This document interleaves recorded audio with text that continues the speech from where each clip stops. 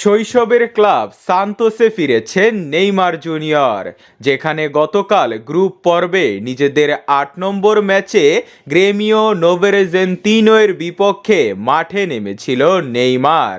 সে ম্যাচে গোলশূন্য ড্র রাখে নেইমারের সান্তোস। এরপর পাওলেস্তা লিগে গ্রুপ পর্বে নিজেদের ৯ নম্বর ম্যাচে কোরিন্থিয়াসের বিপক্ষে মাঠে নামবে নেইমার।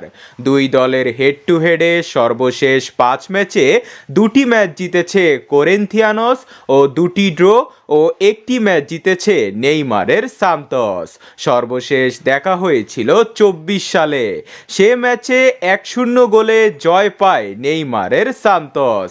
দুই দলের এই ম্যাচটি অনুষ্ঠিত হবে ফেব্রুয়ারির ১৩ তারিখ বৃহস্পতিবার সকাল ৬টা ৪৫ মিনিটে, অর্থাৎ ১২ তারিখ রাত ১২টার ৫ ঘন্টা পর।